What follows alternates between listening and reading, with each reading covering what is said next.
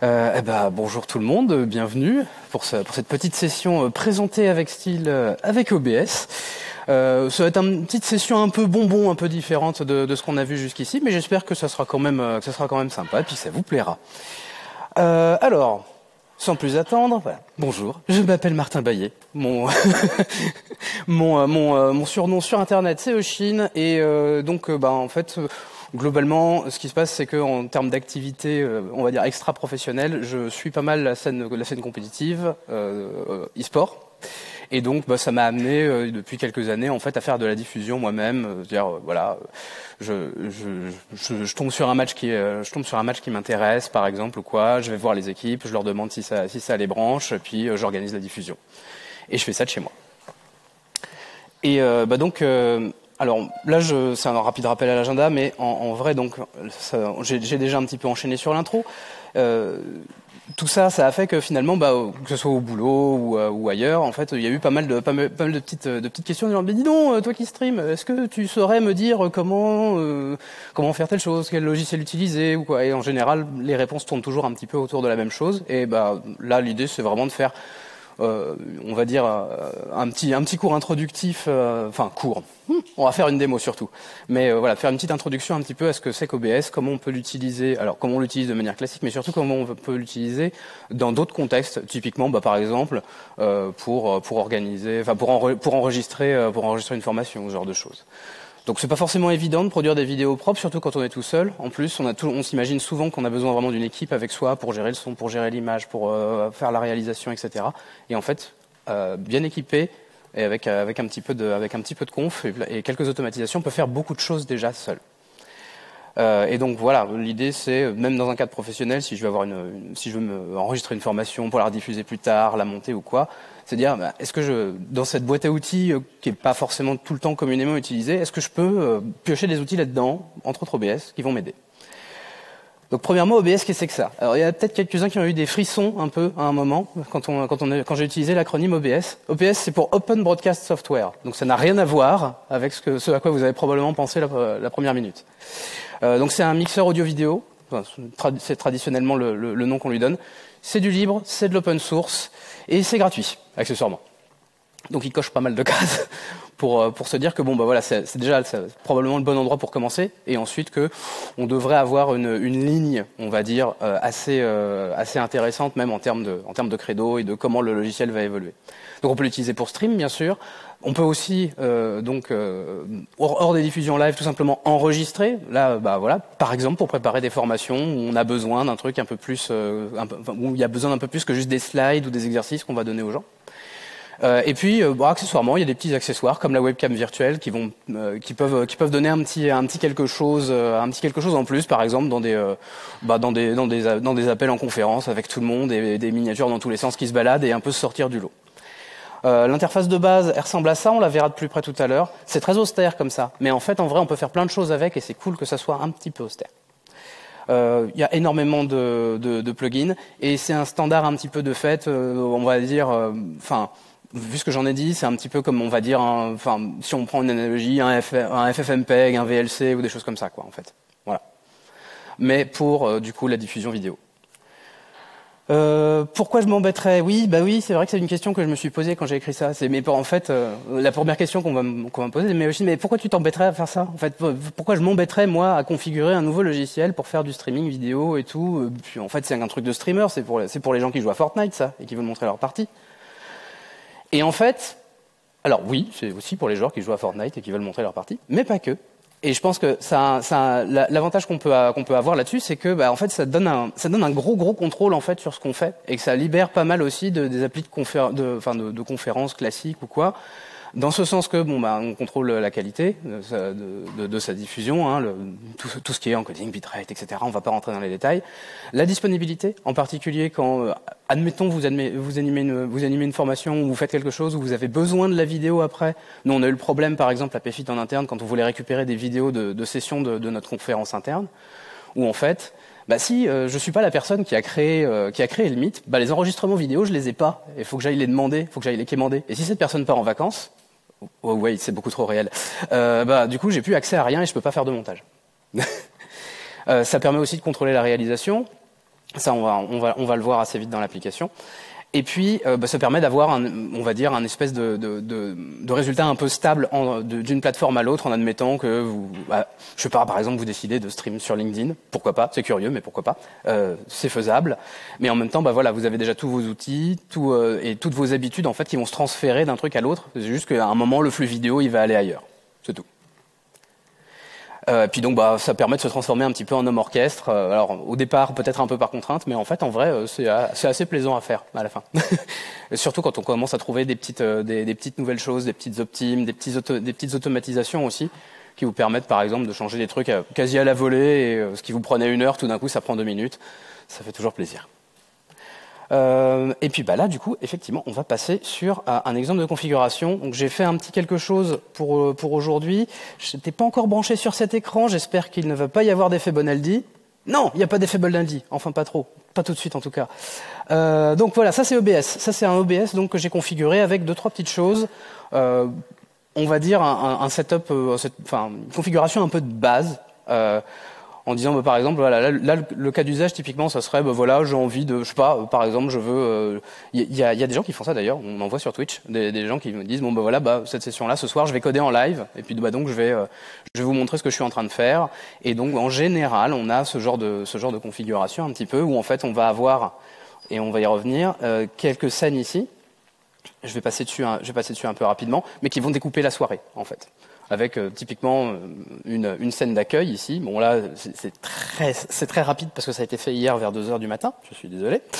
Une scène qui va beaucoup ressembler en général, mais pas forcément pour dire au revoir. Et après, au milieu, en fait, en général, hop, ça y est. Voilà, la petite caméra qui va bien, qui est plus là pour tout ce qui est discussion, etc., qu'on va utiliser dans un instant. Et puis après, en général, les scènes en fait, d'autres scènes qui vont mettre en scène, pardon, les différents bouts de logiciel, les différentes choses qu'on va vouloir montrer en fait à son audience. Donc là, j'ai un IDE avec un jeu random dedans, et donc voilà, avec du code que je peux éditer. Et puis à côté, j'ai un terminal qui s'est réduit, mais c'est pas grave, on va le réagrandir, où j'ai encore d'autres informations, mais donc tout ça qui est basculé sur des scènes différentes. Par ailleurs, ce qu'on constate aussi, et ça pour le coup c'est quelque chose, quand je parlais de contrôle au tout début, ça en fait partie, ça va typiquement être que là, si on regarde, si on porte notre attention là-dessus, on a un petit vumètre ici, parce que là donc j'ai ajouté le micro de mon Mac comme une source audio. Donc, il est pris en charge, il n'y a pas de problème ou quoi. Mais donc, l'avantage d'avoir un logiciel comme ça, c'est que j'ai pas besoin de systématiquement avoir le doigt sur le kill switch, par exemple, en me disant, voilà, là, faut que je le coupe, là, faut que je le remette ou quoi, quand je vais passer d'une activité à l'autre. Ce que j'entends par là, c'est que, par exemple, ce petit vumètre qu'on voit là pour l'instant, sur l'écran de départ, il n'est pas là, parce qu'en fait, tout simplement, j'ai éjecté la source, et elle n'est pas là, et donc, pareil pour la fin. Ce qui permet, alors surtout quand on est plusieurs, de pouvoir discuter tranquillement le temps que ça démarre, et de pouvoir débrief ou quoi, laisser un petit peu le temps aux gens de s'en aller ou quoi. Si on a un peu plus d'informations que ça, par exemple, à afficher, le temps que ça finisse. Et comme ça évite de couper brutalement, et puis ça permet d'avoir une expérience un peu sympa. Que dire de plus là-dessus? Il y a pas mal de petites choses. On va revenir sur 2-3 détails ici. Alors déjà, la caméra. Ce qu'on va faire très rapidement, c'est donc là, on est sur soit du streaming, soit de l'enregistrement. Un setup comme ça, c'est vraiment pour ça. Mais en fait, déjà, on peut commencer avec. Imaginons, j'ai fait que cette scène là qui s'appelle Main Cam. Donc j'ai rajouté un petit logo. Voilà. Je me suis un petit peu amusé avec, mais sans plus.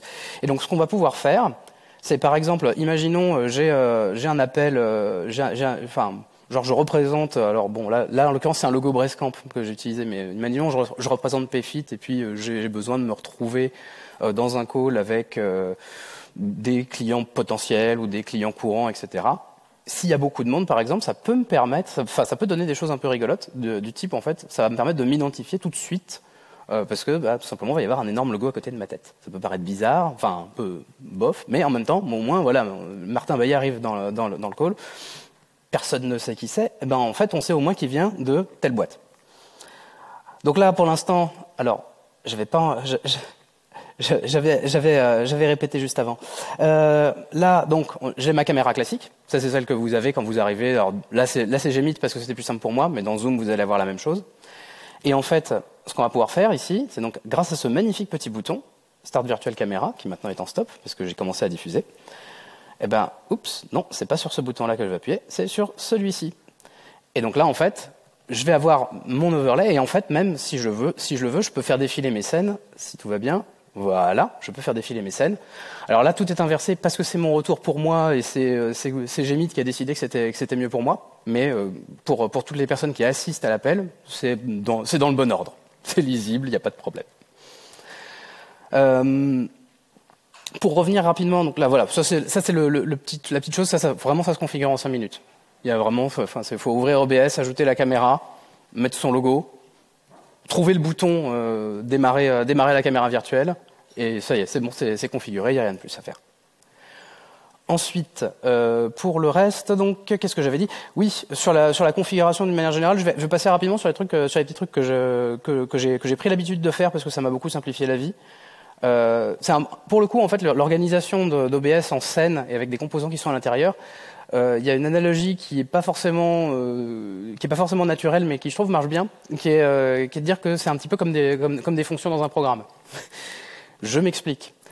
C'est au moins du point de vue en fait où chacune va effectuer une tâche particulière, mais surtout qu'en fait on peut les découper, les modulariser, les appeler les unes les autres.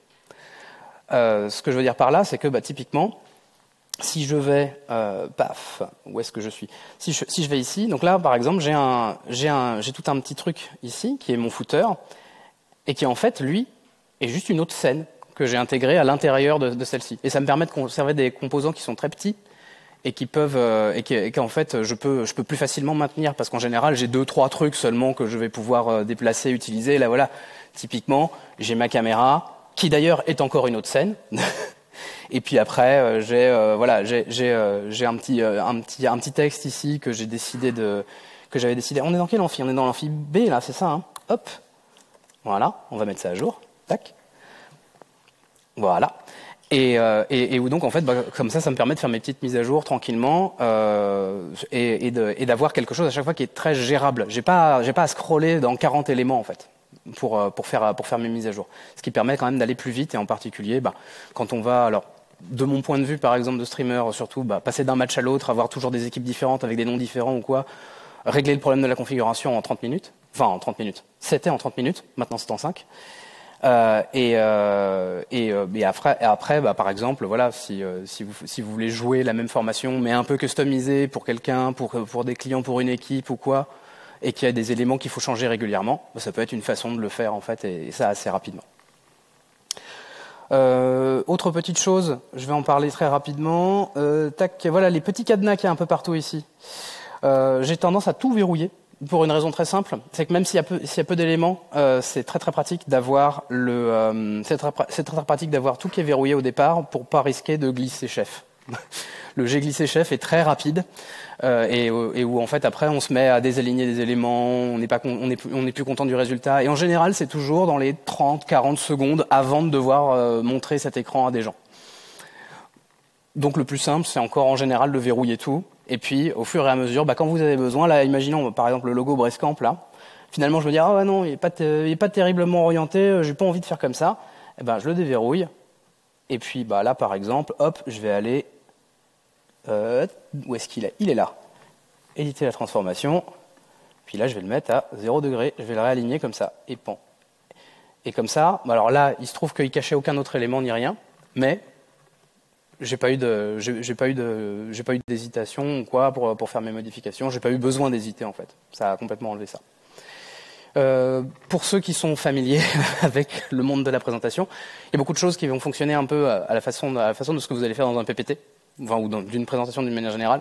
Donc il y a vraiment ce système des éléments qui vont aller se recouvrir les uns les autres, qu'on peut faire avancer, reculer, etc. Donc pour ça, pour le coup, on n'est pas perdu. Quoi d'autre? Où j'en étais? Regardez le temps, d'accord. Ce qu'on va faire très rapidement, on va tenter quelque chose d'absolument fou, à savoir déclencher un stream maintenant en 4G. C'est une cascade réalisée par même pas un professionnel, ne reproduisez pas. Ouais, vivre dangereusement, exactement. Non, mais c'est important. C'est important, c'est important. Alors, ce qu'on va faire, je vais essayer de... Hop, aller... Donc là, je vais aller sur ma chaîne. J'ai récupéré ma clé hier soir. J'espère que ça a fonctionné. Et là, je stream et j'essaie de regarder en même temps. Donc, à mon avis, mon pauvre téléphone, il va commencer à chauffer un peu. Mais on va voir. Mais si tout va bien... Allez, voilà. Hein, à quoi ça ressemble? Je suis en train de diffuser. C'est incroyable. Voilà, BZH Brestcamp démo, très très bien. Et donc, alors là, bon, le problème, c'est que je suis limité par ma connexion, par ma connexion 4G. Donc voilà, le petit effet Bonaldi, il est là. Mais voilà, ça y est, c'est parti. Et donc, alors, si je ne dis pas de bêtises, et si mes raccourcis continuent de fonctionner comme ils le devraient, non, bien sûr, paf, vas-y, allez, non, tu ne veux pas? C'est dommage. Bon. J'ai pas suffisamment passé de temps dans les réglages et on va y revenir justement sur les réglages de diffusion à proprement parler, puisque bon bah donc tout ça évidemment ça a un certain coût, on va dire, que ce soit en bande passante ou en hardware, mais dans l'ensemble on peut s'en sortir assez bien.